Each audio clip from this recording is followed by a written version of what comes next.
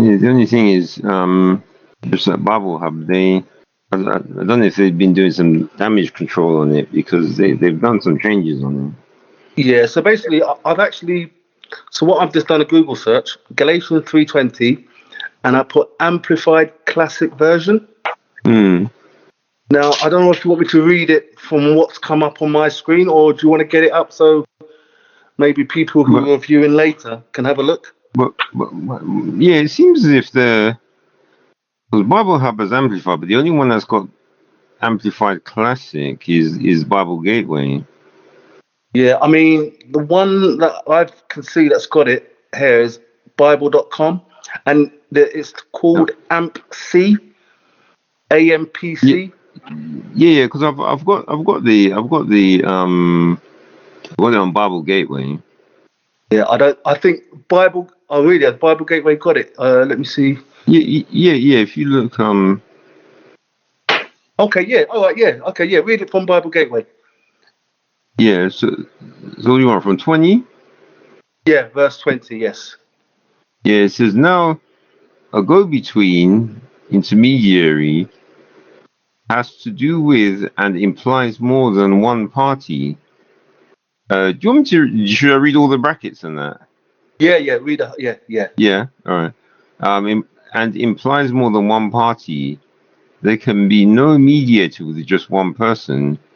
Yet God is only one person, and He was the sole party in giving that promise to Abraham. But the law was a contract between two, God and Israel. Its validity was dependent on both. Okay. So, did you notice the devastating uh, passage in this text? Well, what you mean? The God is only one person? Yeah, yeah. God is only one person. Hmm. Obviously, that would obviously debunk the doctrine of the Trinity.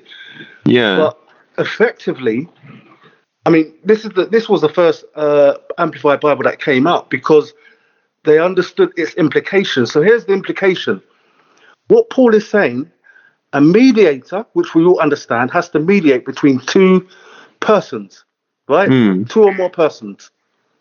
A mediator cannot mediate between only one person. Makes no sense. No.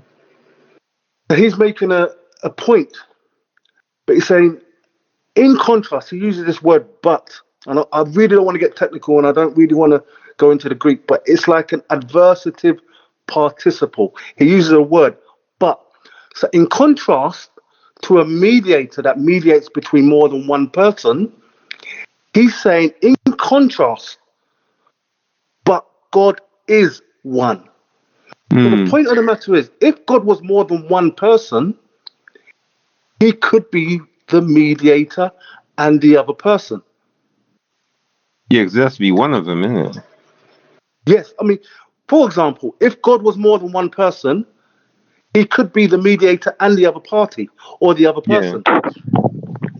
But Paul is saying, no, in contrast, God is but one. He's saying, so even if you get it in the Greek, interlinear, it normally says, now a mediator mediates, I think it says now mediates, how does it say it? Could you get it in the interlinear? Yeah.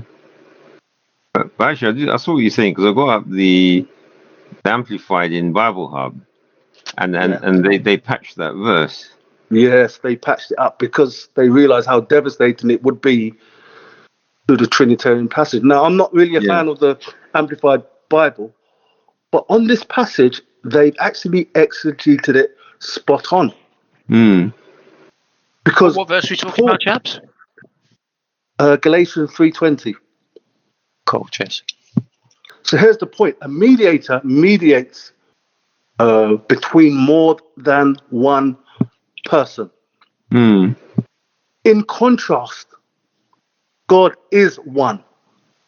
A mediator mediates between more than one person, but in contrast to this, God is one person. Yeah. Or one is. the but is in contrast to what he said before. A mediator that mediates between more than one person. But in contrast to this, God is one person by implication. The point is, if God was more than one person, he could be the mediator and the other person. But he can't, because he's just one person. That's what Paul's trying to say. I know it might be hard to catch it. But actually, yeah.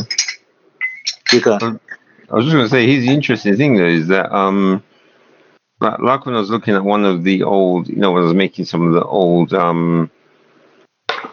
shorts, and I remember I was going back to an old one where it's trying to see with Godhead who the actual God is, because if they say three persons, then what does this God consist of? Yeah. Because if it's three separate persons and there's three separate personalities, then that means that one God is some sort of something that we can't even communicate with. Because you have to communicate with the persons, isn't it? Yeah, yeah. You can't communicate with some weird construct, You have to choose one of the persons and speak to them. Yeah, yeah. Yeah, so true. Yeah. So it's the same thing with Abraham. He was speaking to, according to the Trinitarians, he was speaking to one of the persons. And they'd have to choose which one. Yeah. Yeah. I don't know if you caught what I was trying to say when, for example, so what I'm saying, essentially, if God was three persons, he could be the mediator and he could be the other person, the other party. Yeah. But he can't be, because he's one person. And so I've never really heard that. I don't know whether you've heard this passage ever brought up in a debate, because it debunks the concept that God is more than one person. I think one, he will not, he will to one. Yeah, because they're just trying to find the.